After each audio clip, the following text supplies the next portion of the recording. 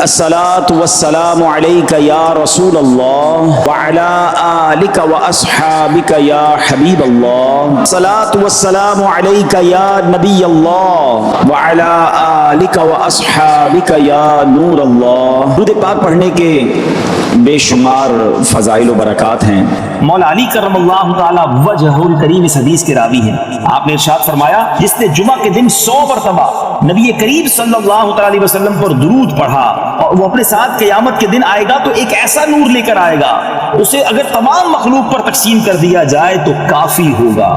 100 مرتبہ جمعہ کے دن درود پڑھنے والے کو قیامت کے دن ایک ایسا نور دیا جائے گا کہ وہ ساری مخلوق پر تقسیم کر دے، پھر بھی کافی ہوگا۔ جمعہ کا دن درود پڑھنا گویا ہمارے لیے عید کا دن ہے، رحمتوں کے نزول کا دن ہے، خوب برکتیں لوٹنے کا دن ہے۔ علی الحبیب صلی اللہ تعالی علی محمد صلی اللہ علیہ وسلم۔ ارے جناب کیا کریں، پورے سبھی لوگ جھوٹ بولتے ہیں، سچ کا زمانہ نہیں، تھوڑا بہت جھوٹ تو ہم بھی بول لیتے ہیں۔ کمپرومائز کیا نا، ساری مارکیٹ ملاوٹ کرتی ہے جناب، جھوٹ بول کر کاروبار کرتی ہے۔ میں نہیں کروں گا تو جناب میرا مال نہیں بکے گا، ہماری مارکیٹ کے لیے کرنا پڑتا ہے۔ کر لیا کمپرومائز۔ بچے کی شادی ہے، کیا کریں، پورے خاندان والوں کا رسم و رواج ہے، نہیں کریں گے تو خاندان والے ناراض ہو جائیں گے، ہمیں کنجوس سمجھیں گے، منہ دینا پڑتا ہے جناب خاندان والوں کو۔ ناچ گانے کر لیے، حرام کام کر لیے، کر لیا کمپرومائز۔ ارے دوستوں میں بیٹھتا ہوں بھائی، سارے دوست اب تاش کھیلتے ہیں، سارے روز جوا کھیلتے ہیں، اب پتہ نہیں کمپیوٹر پر کیا کیا کر رہے ہوتے ہیں، تھوڑا بہت مجھے بھی کمپنی دینی پڑتی ہے ورنہ سب مذاق اڑائیں گے، تھوڑا بہت تو کرنا پڑتا ہے۔ کر لیا کمپرومائز۔ یہی تو امتحان تھا تمہارا، وہ کربلا کے میدان میں جان لٹا گئے، کمپرومائز نہیں کیا۔ لوگ کہتے ہیں ہماری کنٹری میں کرنا پڑتا ہے، کیا کریں، جاب ایسی ہے نماز کا ٹائم نہیں ملتا، کیا کریں، جاب ایسی ہے اس پہ روزہ نہیں رکھ سکتے، کچھ لوگ کہتے ہیں جاب ایسی ہے داڑھی نہیں رکھ سکتے۔ تم کمپرومائز کر رہے ہو چند پیسوں کی خاطر، ہے دنیا کی خاطر۔ میرے امام نے کربلا کے میدان میں سکھایا تھا کہ باطل کے آگے سر نہیں جھکانا۔ تم ایک جگہ سے تم یہ سمجھتے ہو کہ یہ جاب چھوٹ جائے گی نماز کے لیے، ارے تم چھوڑ دو ایسی جاب، اللہ تمہیں ایسی 10 اچھی جاب عطا فرما دے گا۔ ایک در بند ہوگا، اللہ تمہارے لیے 10 در کھول دے گا۔ ہمت تو لاؤ اپنے اندر۔ پھر کہتے ہو میں پنجتن کا غلام ہوں، اور ہر بات میں کمپرومائز، ہر چھوٹی بات میں پھسل جاتے ہیں۔ کیا کریں، چلتا ہے، نہیں چلے گا بھائی، وہ چیز نہیں چل سکتی جس میں میرے اللہ اور اس کے رسول کی ناراضگی ہے، جس میں میں کربلا والوں کے طریقے سے ہٹ رہا ہوں۔ یزیدی کام کروں اور کہوں میں پنجتن کا غلام ہوں؟ سیکھو اس بات سے۔ بریلی کے تاجدار امام اہل سنت کا ایک شعر اللہ کرے دل پر نقش ہو جائے، کہتے کروں مدح اہل دول رضا، پڑے اس بلا میں میری بلا، میں گدا ہوں اپنے کریم کا، میرا دین پارائے نہ نہیں، میرا دین روٹی کا ٹکڑا نہیں ہے تھوڑے پیسوں کے لیے بیچ دوں۔ اب یہ تمہارا امتحان ہے کہ بہت سارا نفع نظر آ رہا ہے، ایک ڈیل آ رہی ہے جس میں پیسے بہت ہیں مگر ہے حرام، اللہ کی ناراضگی والی ڈیل ہے، فوراً مل جائیں گے پیسے۔ اب تمہارا امتحان ہے کہ یزیدی ہو یا حسینی ہو، اپنے دل سے پوچھو کہ یہ کام کروں گا تو کیا اللہ اس کے رسول اور اہل بیت راضی ہوں گے، یا یہ پیسے پکڑ لوں؟ نہیں، اب ٹھکراؤ اسے اور کہو میں گدا ہوں اپنے کریم کا، میرا دین پارائے نہ نہیں۔ بڑا دل تھا، بڑا ارمان تھا، ایک شوق تھا جو پورا کرنے کا موقع آ گیا، مگر وہ حرام کام کے ذریعے پورا ہو رہا ہے، نہیں کرنا۔ یہی تو تمہارا امتحان ہے نا۔ خدا را اس بات کو سیکھیے اور اپنی زندگی میں یہ اسٹرانگنس لائیے۔ آئیں گے ایسے امتحان اور آتے رہتے ہیں۔ وہی تو امتحان ہے کہ جب تمہارے سامنے حرام آیا اور تم نے اللہ اور اس کے رسول کی رضا کے لیے اسے ٹھکرا دیا۔ اللہ سے دوستی کر لو۔ جس دن آپ اس وظیفے کو اپنا لو گے نا، اور اپنی مشکل، اپنی پریشانی، اپنی تکلیف میں جب یہ پڑھو گے کہ وَأُفَوِّضُ أَمْرِي إِلَى اللَّهِ ان اللہ بصیر بالعباد، میں اپنے کام اپنے رب کو سونپتا ہوں، بے شک اللہ بندوں کو دیکھ رہا ہے۔ آج ہم کیا کرتے ہیں، ہمارا کوئی کام اٹک جائے، ہم کسی منسٹر کو فائل دے کر آتے ہیں اور منسٹر صاحب سائن کر دیں تو تسلی ہو جاتی ہے میری فائل پہنچ گئی ہے۔ ارے میں نے تو فلاں وزیر کو دے دی ہے، فلاں جناب حاکم کو دے دی ہے۔ ارے تم دنیا والے کو فائل دے کے سمجھتے ہو تمہارا کام ہو جائے گا، اپنی ساری زندگی کی فائل رب کی بارگاہ میں جمع کرا دو نا۔ وَأُفَوِّضُ أَمْرِي إِلَى اللَّهِ، اے اللہ میں اپنے کام تجھے سونپتا ہوں، میں تھک گیا، میں پریشان، میں بیمار، اے اللہ میں قرضے سے نہیں نکل پا رہا، میرے روزگار کے مسائل ہیں، میرے گھر میں پرابلمز ہیں، اے اللہ میں دنیا میں کوششیں کر کے تھک گیا، اے مالک اب تیرے سپرد کرتا ہوں، اور تجھ سے بڑا خالق کون ہے، تیری حکمتوں کے انداز نرالے۔ وَأُفَوِّضُ أَمْرِي إِلَى اللَّهِ إِنَّ اللَّهَ بَصِيرٌ بِالْعِبَادِ، خدا کی قسم جب تکلیف میں دل کی گہرائیوں سے آپ یہ وظیفہ پڑھیں گے, یہ آیت پڑھیں گے, آپ کو ایک سکون سا محسوس ہوگا کہ میرے رب کریم کو اب کام میں نے دے دیے ہیں جو میری ماں سے زیادہ مجھے چاہنے والا ہے, اور وہ ضرور مجھ پر کرم کے دروازے کھولے گا. صلی اللہ کہتے کہتے غور کیجئے کہ اعمال ایسے ہیں کہ نہیں.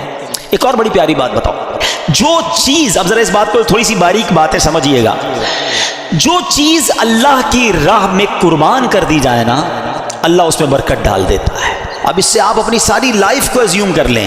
اگر آپ چاہتے ہیں کہ آپ کی صحت میں برکت ہو, آپ اپنی باڈی کو, اپنے جسم کو اللہ کی راہ میں استعمال کریں, نماز پڑھیں, دین کے کام میں یوز کریں, اللہ آپ کی صحت میں برکت ڈال دے گا. آپ چاہتے ہیں آپ کی زبان میں برکت ہو, آپ کے الفاظ مؤثر ہو جائیں, اٹریکٹیو ہو جائیں, آپ اپنی گفتگو میں اللہ رسول کا نام لینا شروع کریں, درود پاک پڑھیں, ذکر اللہ کریں, تلاوت قرآن کریں, لوگوں کو اسلام کی نیکی کی دعوت دیں, اللہ آپ کی گفتگو میں برکت ڈال دے گا. آپ چاہتے ہیں آپ کے مال میں برکت ہو جائے, اللہ کی راہ میں مال خرچ کریں, اللہ آپ کے مال میں برکت ڈال دے گا. آپ چاہتے ہیں اللہ آپ کی اولاد میں برکت ڈال دے, آپ اپنی اولاد کو دین کے کاموں کی طرف لگائیں, اللہ اس میں برکت ڈالے گا, ان کے لیے نصیب اچھے کر دے گا. تو کربلا کا یہ پیغام ہے کہ جس چیز میں تم برکت چاہتے ہو اس چیز کو اللہ کی راہ میں قربان کرو, اللہ اس میں اور برکت ڈال دے گا. اب ایک اور میسج, اور آج تمہاری پلنگ کے اوپر سوتے ہوئے نماز قضا ہو جاتی ہے. آج تھوڑی سی طبیعت خراب ہے یار, موڈ اچھا نہیں ہے, بس کل پڑھ لوں گا, بس اگلے جمعے سے نہیں چھوڑوں گا. ہماری نماز قضا ہوتی ہے. بتاؤ کیا جواب دو گے قیامت کے دن اگر امام حسین سے ملاقات ہو گئی اور انہوں نے پوچھ لیا کہ ہم نے تو کربلا کے میدان میں بھی نماز قضا نہیں کی اور تم اپنے گھر پہ نماز قضا کرتے تھے اور کہتے تھے میں پنجتن کا غلام ہوں. ہوگا کوئی جواب ہمارے پاس؟ آؤ آج کی مبارک رات یہ پکی سچی نیت کر کے جانا ہے کہ ایٹ اینی کاسٹ کچھ بھی ہو جائے آج کے بعد ہماری نماز قضا نہیں ہوگی. اچھا, جب سر انور کو نیزے پر اٹھا لیا گیا نا, ان یزیدیوں نے آپ کے مبارک سر کو نیزے پہ اٹھایا, تو اس وقت اس سر سے بھی تلاوت قرآن کی آواز آ رہی ہے. یہ امام حسین کی کرامت ہے. کیا خوبصورت شاعر امیر اہل سنت کے غالباً شعر آپ فرماتے ہیں, عبادت ہو تو ایسی ہو, تلاوت ہو تو ایسی ہو, سر شبیر تو نیزے پہ بھی قرآن سناتا ہے. یہ بھی پیغام تھا ہمارے امام کا کہ قرآن کتنا اہم ہے. مگر انفارچونیٹلی آج ہماری بہت بڑی تعداد کو صحیح تلفظ کے ساتھ قرآن پڑھنا بھی نہیں آتا. اچھا آتا ہے تو پڑھنے کا ٹائم نہیں ہے. ذرا سوچو کتنا خوف کا وقت ہوگا, کتنا افراتفری کا عالم ہوگا. لاشیں پڑی ہوئی ہیں مگر میرے امام تلاوت کر رہے ہیں, اور ہم اپنے گھر میں ایئر کنڈیشن چل رہا ہوتا ہے پھر بھی تلاوت نہیں کرتے. یہ موبائل ہم سے روز گھنٹوں لے جاتا ہے, سورہ ملک پڑھنے کا ٹائم نہیں ملتا. حالانکہ اسی موبائل میں قرآن بھی ڈاؤن لوڈ ہو سکتا ہے, سورہ یاسین پڑھنے کا ٹائم نہیں ملتا. کئی ایسے حافظ قرآن ہوتے ہیں جو دہراتے نہیں اپنے قرآن کو. اللہ نے اتنی بڑی نعمت دی آپ کو کہ آپ کے سینے میں قرآن محفوظ ہوا, گویا جنت کا آپ کو راستہ ٹھکانہ مل رہا تھا, اور آپ نے اسے بھلا دیا. آپ اسے بھی نہیں پڑھتے. نہ کریں ایسا. حدیث پاک کا مضمون ہے وہ دل ویران ہے جس میں کچھ قرآن نہیں ہے. ہم سب کے لیے کوسچن ہے کہ میرے دل میں کتنا قرآن ہے, میں کتنا روز قرآن پڑھتا ہوں. آؤ پلیز, یہ پیغام ہے کربلا کا. امام حسین کی روح بھی بہت خوش ہوگی. گفٹ دینا چاہتے ہو نا اپنے امام کو, ہیں ایصال ثواب کرنا چاہتے ہو, لنگر بنا کر, کھچڑا بنا کر اور جناب نیاز بانٹ کر ضرور کریں. مگر اس بار تھوڑا وہ پنجابی میں کہتے ہیں نا, ذرا وکھرا, ذرا ہٹ کے آؤ, ذرا ایصال ثواب بھی کریں کہ کھچڑا ضرور بنائیں, نیاز بھی بنائیں. مگر اس بار نیازی کے ساتھ ساتھ نمازی بن کے ہم امام حسین کو ایصال ثواب کریں. ہیں ہم پہلے نمازی ہیں پھر نیازی ہیں, تو نیت کریں انشاءاللہ کہ اب روزانہ قرآن پڑھیں گے انشاءاللہ. ہاں, یہ عاشورے کا دن ٹرننگ پوائنٹ بنے نا میری زندگی میں, تو فائدہ ہوا نا کہ میں نے کربلا کے انسیڈنٹ سے یہ سیکھا کہ وہ وہاں نہیں چھوڑتے تھے تلاوت میں, یہاں چھوڑ رہا ہوں اور پھر کہتا ہوں پنجتن کا غلام. پلیز قرآن سے دوستی کر لیں. اب آتے ہیں ایک اور میسج. امام حسین کو انفسائز کیا گیا, آپ کو بہت زیادہ پریشرائز کرنے کی کوشش کی گئی کہ آپ یزید کی بیعت کر لیں. ایک ہی تو مطالبہ تھا نا. اچھا, آج میں اور آپ مدینے جانے کے لیے کتنا ترستے ہیں. امام حسین تو پیدا ہی مدینے میں ہوئے تھے, پھر بھی مدینہ چھوڑنا پڑا. پہلے مکے آ گئے, 5 مہینے مکے میں رہا تاکہ کوئی کسی طرح معاملہ ٹل جائے. لیکن جب اس کے بعد بھی معاملہ نہیں ٹلا اور کوفیوں کے لیٹر آتے رہے تو پھر آپ کوفہ گئے. مدینہ چھوڑنا پڑا, سب کچھ چھوڑنا پڑا, خاندان چھوڑنا پڑا, پھر شہید بھی ہو گئے. جب اتنا زیادہ برڈن ہونا یعنی کسی کے سر پر کوئی پستول رکھ دے تو شریعت بہت ساری چیزوں کی اجازت دے دیتی ہے کہ جب جان جانے کا خوف ہو تو کئی ایسے کام جو حرام ہوتے ہیں وہ حلال ہو جاتے ہیں فار دا ٹائم بینگ. اس کی پوری تفصیل ہے.